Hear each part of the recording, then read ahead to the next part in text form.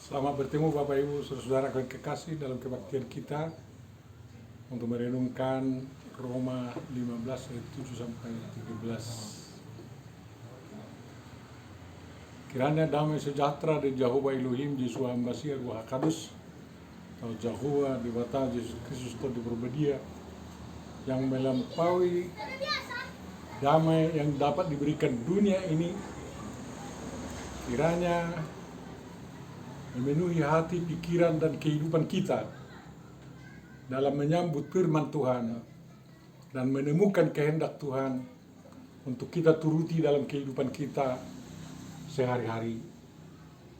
Amin. Mari kita berdoa. Tuhan Jehovah, terima kasih Engkau telah menganugerahkan kesempatan ini bagi kami untuk kami gunakan mendengarkan firman-Mu dan menemukan kehendak-Mu, agar kami dapat menjadi berkat bagi kami dan bagi sesama kami, demi pemuliaan nama-Mu. Cerahilah pikiran kami dengan kuasa Roh Kudus-Mu. Tuhan, beritahukanlah apa kehendak-Mu. Kami mau mendengarkan Engkau. Dalam Yesus Kristus Tuhan kami memohon. Amin. Kabar baik yang akan kita pahami dalam rangka mendengar kehendak Tuhan diambil dari surat Apostel Paulus kepada jemaat Roma pasal 15 ayat 7 sampai 13. Mari kita baca apa yang dikatakan kepada kita. Sebab itu, terimalah satu akan yang lain, sama seperti Kristus juga telah menerima kita untuk kemuliaan Allah. Yang aku maksudkan ialah bahwa oleh karena kebenaran Allah, Kristus telah menjadi pelayan orang-orang bersunat untuk mengokohkan janji yang telah diberikannya kepada nenek moyang kita, dan untuk memungkinkan bangsa-bangsa supaya mereka memuliakan Allah karena rahmat-Nya, seperti ada tertulis, sebab itu aku akan memuliakan engkau di antara bangsa-bangsa dan menyanyikan mazmur bagi nama-Mu. Dan selanjutnya, bersukacitalah hai bangsa-bangsa dengan umat-Nya. Dan lagi, pujilah Tuhan, hai kamu semua bangsa-bangsa, dan biarlah segala suku bangsa memuji Dia. Dan selanjutnya, kata Yesaya, Taruk dari pangkal Isai akan terbit, dan ia akan bangkit untuk memerintah bangsa-bangsa. Dan kepadanya lah bangsa-bangsa akan menaruh harapan. Semoga Allah sumber pengharapan kita memenuhi kamu dengan segala sukacita dan damai sejahtera dalam iman kamu, supaya oleh kekuatan Roh Kudus kamu berlimpah-limpah dalam pengharapan. Demikian firman Tuhan. Berbahagialah kita yang mendengarkan firman Tuhan, memeliharanya, dan melakukannya dalam kehidupan kita. Bapak Ibu Saudara, khusus tema renungan kita pada khotbah malam hari ini, mari kita sambut dengan menyanyikan firman-Mu menjadi terang. Dan tema kita menjadi berkat dalam kepelbagaian.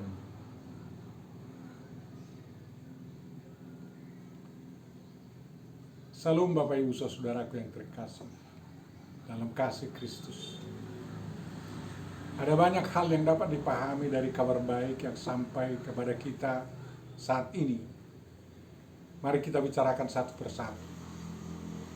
Semoga kita dapat memetiknya agar kita dapat menjadi berkat, baik sekarang sewaktu kita masih dipakai oleh Tuhan, maupun nanti sesudah kita tidak berdaya lagi. Ingat nyanyian kita, hidup ini adalah kesempatan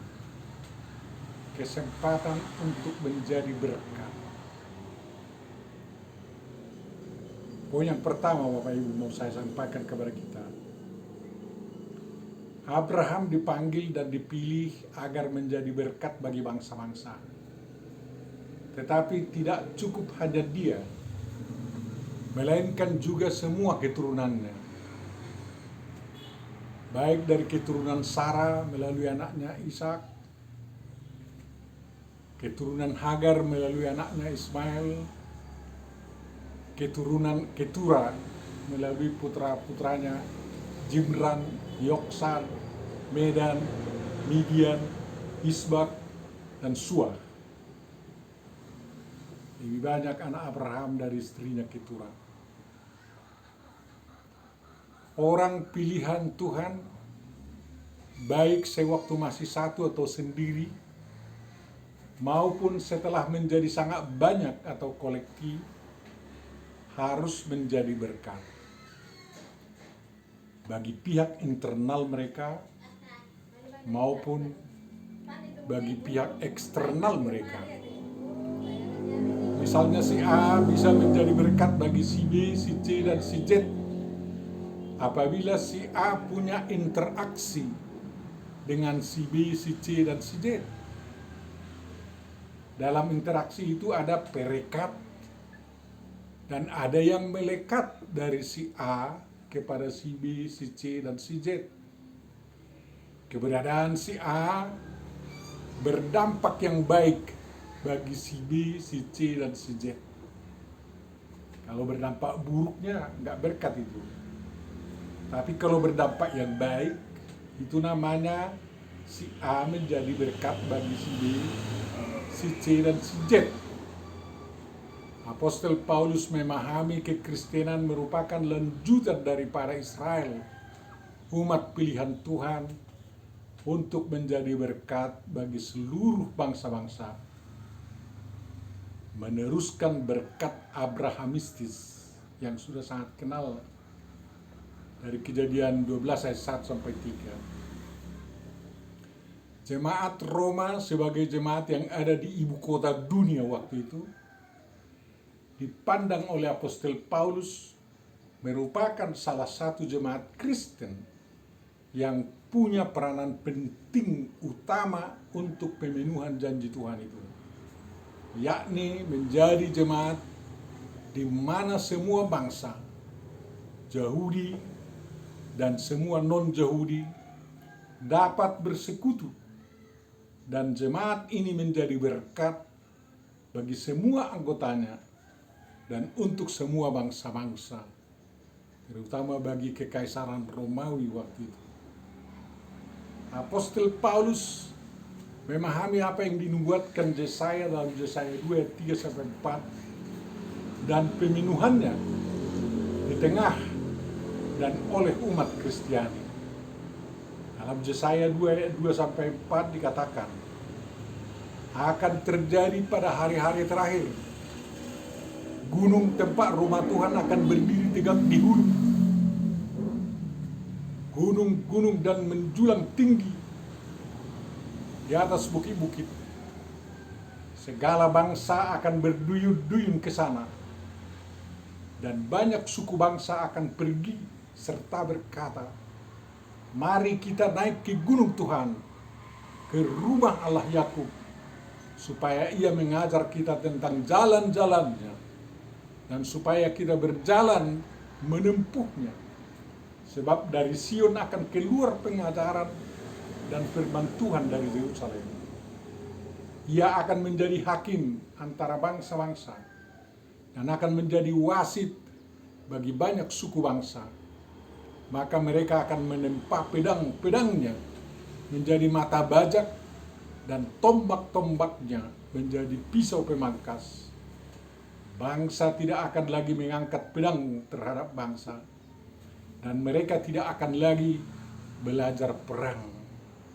Itulah makna kehadiran umat Kristiani di dunia, agar semua umat manusia dapat hidup dalam damai dan mendapat berkah. Jemaat Kristiani menjadi perhimpunan atau persekutuan segala bangsa.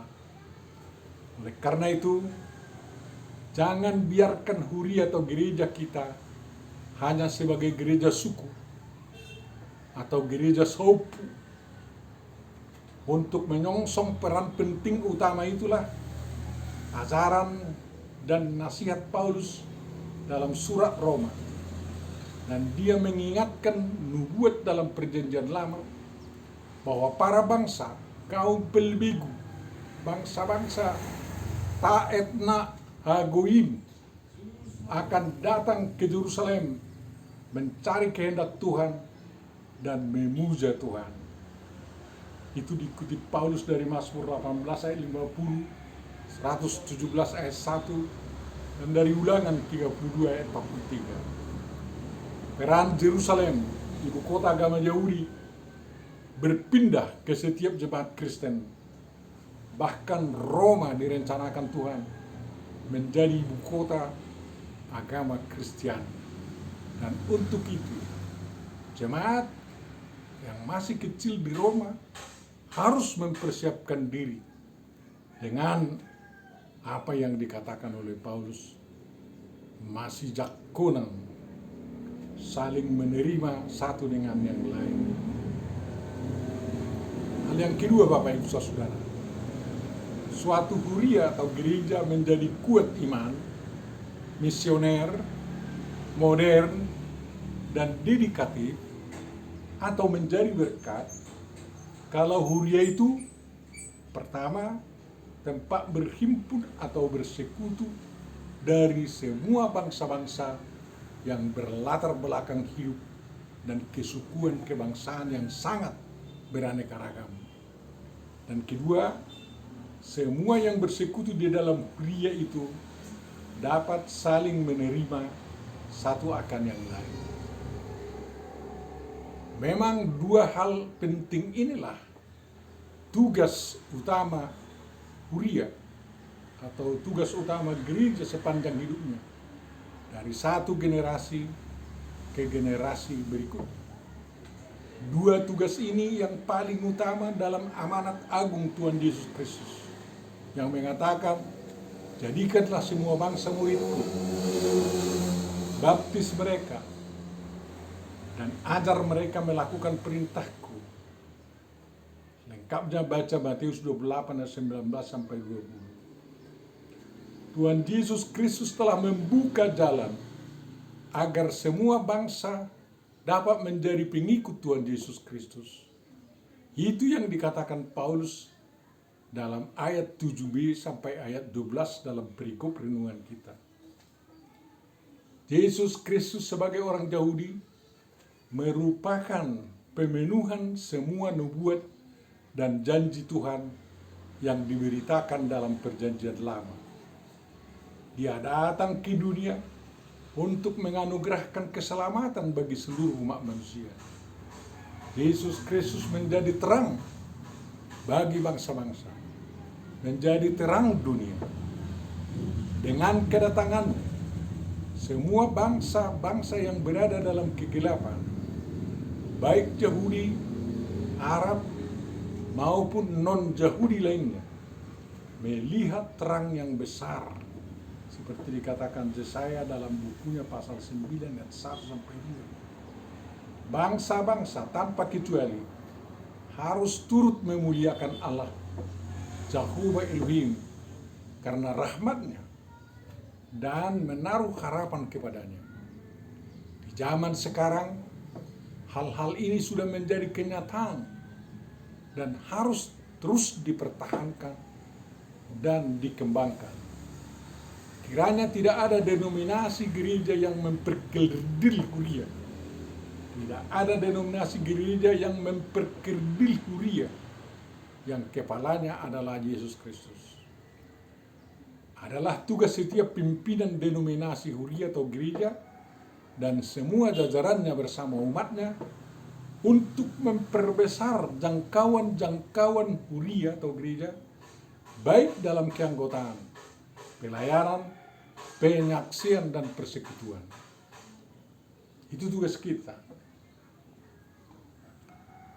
Hal yang ketiga, Bapak Ibu Saudara, agar huria atau gereja senantiasa dari Kristus untuk dan bagi segala bangsa, huria atau gereja harus terus giat untuk membuat umat yang terdiri dari segala bangsa itu di sepanjang perjalanan waktu tetap merekat satu sama lain. Ada ikatan rohani yang kuat, dan dari Kristus harus ada yang senantiasa melekat dalam kehidupan umat huria atau gereja itu. Kalau tidak ada yang melekat dari Kristus dalam kehidupan anggota jemaat, ngomong kosong bergereja. Agar seluruh bangsa yang ada dalam huria atau gereja bisa merekat satu sama lain, Apostol Paulus menasihatkan agar orang yang ada dalam huria atau gereja itu bisa saling menerima satu dengan yang lain. Masa watak tuba masih jakonan. Dunia memperkenalkan keadaan dan usaha-usaha prosdekesti alelus. Atau bahasa Ibraninya kabiduna is et ahi. Masa watak dia masih jakonan, saling menerima. Dunia memperkenalkan itu. Denominasi huria yang sama dogmanya seperti sesama huria Lutheran menyatakan diri sebagai satu huria dan membentuk federasi seperti Lutheran World Federation misalnya, atau persekutuan sebagai satu gereja seperti Persekutuan Gereja-Gereja Lutheran Indonesia PLLI, yang waktu saya ketua KNLBF periode 2010-2015, semua pimpinan gereja Lutheran telah menandatangani akta sebagai satu gereja di Indonesia. Tinggal implementasinya belum dilakukan. Rekatan seperti ini di dunia dikenal sebagai rekatan adesi. Benda yang satu jenis merekat kepada benda sejenisnya. Adhesi. Di kalangan gereja atau huria yang bersekutu dalam Persekutuan Gereja-Gereja di Indonesia atau PGI, ada yang disepakati dan diberi nama 5 dokumen keabsahan gereja, yang salah satu dokumen berjudul Piagam Saling Mengakui dan Saling Menerima, yang berlaku di semua gereja anggota PGI. Saling menerima dalam hal pemahaman pelaksanaan sakramen, dalam hal baptisan, perjamuan kudus, sidi, perkawinan, kependetaan, pengebumian orang mati, dan lain-lain. Tetapi belum sampai kepada saling menerima dan saling memberi dalam hal pendanaan. Karena tidak semua gereja-gereja anggota PGI menganut satu aliran teologi, tetapi toh bisa juga merekat masih jakonan satu sama lain. Di dunia sekuler itu dikatakan sebagai rekatan kohesif, berkohesi. Di tingkat sedunia, gereja-gereja yang saling menerima itu bersekutu dalam Dewan Gereja-Gereja Sedunia. Sampai sekarang huria-huria yang bersekutu dalam PGI, di mana HKI salah satu dalamnya, belum saling menerima dan dope masih jakonan dengan Gereja Katolik Roma. Penghambatnya adalah perbedaan ajaran tentang penghormatan kepada Bunda Maria, perbedaan dalam jumlah dan pelaksanaan sakramen, di mana Katolik mengenal 7 sakramen, Kristen hanya 2 sakramen, dan hierarki gereja, serta ajaran indulgensia. Hal-hal lainnya adalah hal-hal yang kecil aja. Tetapi sampai sekarang Katolik dan Kristen masih terus melakukan dialog agar suatu saat kelak dua pihak ini benar-benar bisa saling menerima satu dengan yang lain.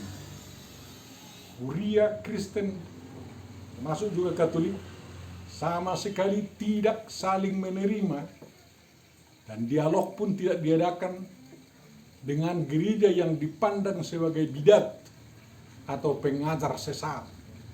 Misalnya dengan gereja Mormon, Saksi Yehova, gereja setan, dan gereja-gereja atau aliran kepercayaan yang menyangkal ketuhanan Yesus Kristus.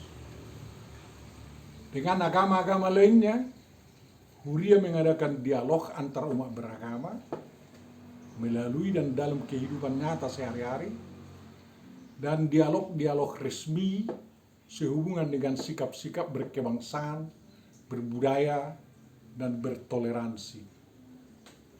Hasilnya di Indonesia, tokoh-tokoh berlainan agama dapat mengadakan doa bersama, seperti waktu berdoa agar COVID-19 dijauhkan dari Indonesia. Bangsa Indonesia yang multimajemuk itu dapat saling menerima dalam konteks 4 konsensus nasional, atau yang sering juga disebut 4 pilar kehidupan berbangsa, bernegara, yakni NKRI, Pancasila, Undang-Undang Republik Indonesia tahun 1945 yang telah diamandemen, dan Bhinneka Tunggal Ika. Itu dasar kita untuk saling menerima. Masih perlu lagi ditingkatkan agar semakin baik Indonesia ini. Poin yang keempat, tandanya kasih itu hidup dalam suatu jemaat kalau semua warga jemaat itu dapat saling menyambut, saling menerima, masih jakonan, pros de geste, allelus, receive ye one another, suspecite in picem, kabeluna is et ahi. Di kalangan anggota jemaat tidak terjadi pergaulan seperti pergaulan air dengan minyak yang selalu bahir atau tidak mau campur satu dengan yang lainnya. Enak hidup dalam satu jemaat apabila pergaulan atau hubungan satu dengan anggota lainnya, hubungan antara satu anggota dengan anggota lainnya, seperti pergaulan yang terjadi dalam kopi, susu, coklat, telur manis. Kalian yang menyingkatkan itu. Minuman yang sangat enak, bukan hanya untuk dicicipi oleh manusia. Dan saya yakin kalau kayak gitu pergaulan antar anggota jemaat, sungguh mensukacitakan Tuhan. Dalam saling menerima, itu tidak ada yang hilang ciri khas masing-masing dan sumbangan masing-masing untuk kesehatan penikmatnya. Jadi dalam susu, kopi, coklat, telur manis itu tidak ada yang hilang ciri khas masing-masing yang sudah menyatu itu, dan tidak ada yang lalai memberikan sumbangan masing-masing untuk kesehatan, bukan bikin sakit perut penikmatnya. Dalam kehidupan jemaat mula-mula, semangat saling menerima itu digambarkan dalam Kisah Para Rasul 2 ayat 41 sampai 47 dan Kisah Rasul 4 ayat 32 sampai 37. Kita sarikan apa yang diberitahu di sana tentang hidup jemaat mula-mula itu. Mereka terdiri dari berbagai suku bangsa, bukan hanya orang Yahudi. Jumlah mereka bertambah-tambah, tiap hari bertambah. Bertekun dalam pengajaran para rasul dan bertekun dalam persekutuan. Rajin berkumpul untuk memecahkan roti atau perjamuan kudus lah itu, dan berdoa. Enak satu jemaat itu bisa satu dalam dua. Jemaat itu tetap bersatu sehati, sejiwa. Kepunyaan mereka, kepunyaan bersama. Milik bersama itu dibagi-bagikan kepada orang dalam persekutuan sesuai dengan kebutuhan masing-masing, sehingga tidak ada yang berkekurangan. Yang penting diusahakan anggota jemaat tidak ada yang berkekurangan. Kemudian rajin bikin pertanyaan dua rumah-rumah di rumah-rumah anggota. Dan yang paling penting juga mereka disukai semua orang. Itulah keadaan sikap saling menerima di gereja mula-mula. Itulah gambaran daripada jemaat kopi susu coklat telur manis. Sikap saling menerima yang seperti itu sering disebut orang Batak Toba dengan masih amin-aminan, songon lapak negaul, masih tukul-tukulan songon suat diruwean.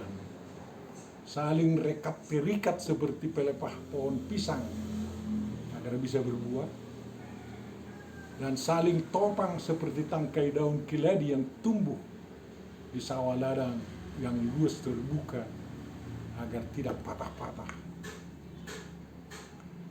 Perlu diperhatikan dan diwaspadai bahwa terjadinya percekcokan di suatu jemaat sudah merupakan pertanda bahwa sikap saling menerima di jemaat itu sudah mulai luntur, bahkan menjelang hilang.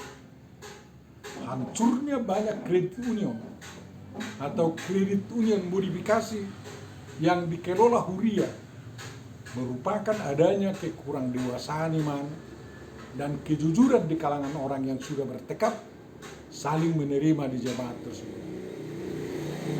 Kalau usaha jemaat membangun ekonomi warganya gagal, berarti tekad untuk saling menerima itu sudah mulai menipis, bahkan sudah hilang. Kalau usaha jemaat semakin sukses, pasti karena semakin kuat rasa saling menerima, saling menopang di antara kalangan anggota jemaat itu. Percekcokan dan kegagalan usaha jemaat perlu segera diatasi agar kehidupan jemaat bisa menjadi berkat bagi internalnya dan juga bagi eksternalnya. Cara mengatasinya sangat mudah. Duduk bersama, bicarakan di mana letak masalahnya, saling mengampuni segala kesalahan, dan tekadi melakukan yang terbaik. Kalau ada hutang dibayarkan, kalau ada singir atau piutang dimintakan. Jauhkan sikap selalu merasa yang terbenar, tetapi berusahalah untuk saling menerima pendapat demi mematuhi Yesus Kristus. Lalu semua pihak bertekad melakukan yang terbaik. Pasti dengan demikian jemaat akan bisa menjadi berkat di dalam skala aneka ragam pergaulan dan keanggotaannya. Tuhan memberkati kita semua. Amin. Mari kita sambut dengan menyanyikan firman-Mu, berkatilah kekal dalam hatiku. Mari kita berdoa. Bapa Surgawi, di awal bulan Juli ini juga kami bersyukur kepadamu, karena walaupun kami belum bisa leluasa berkebaktian di rumah ibadah yang Kau dirikan itu, Kau datang menjenguk kami di rumah kami masing-masing, dan juga melalui media-media yang ada, dan Kau menyampaikan pesan-Mu kepada kami semua. Tuhan, tolonglah kami seluruh. Bangunlah kehidupan kami. Berikan kesehatan yang luar biasa bagi kami semua, agar kami dapat menjadi berkat bagi keluarga-keluarga kami dan juga bagi orang-orang lain yang kamu pertemukan dengan kami dalam kehidupan bermasyarakat, berbangsa, dan bernegara. Bapa surgawi, kami bawa kepadamu kawan-kawan kami yang masih menderita oleh karena COVID-19. Banyak hal yang mengkhawatirkan kami oleh karena pandemi ini. Banyak orang yang mau menggunakan pandemi ini dalam rangka memperbudak umat manusia di seluruh dunia, sebagaimana kami dengar juga melalui WA yang beredar di kami.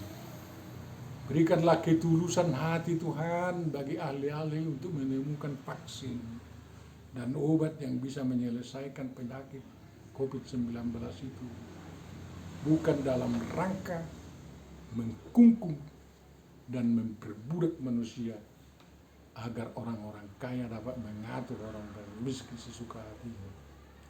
Bebaskan kami dari segala penyalahgunaan kejadian-kejadian di dunia ini.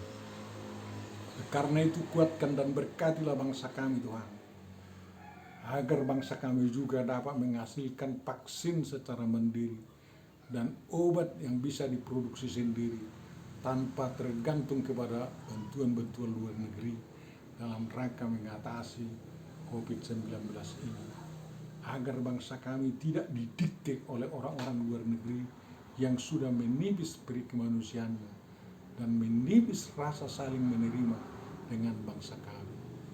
Bapa surgawi, ampunilah dosa-dosa kami. Kiranya Tuhan juga menolong umat-Mu, menolong gereja-Mu memberitakan Injil dalam situasi new normal sekarang ini, dan hentikanlah penularan penyakit itu.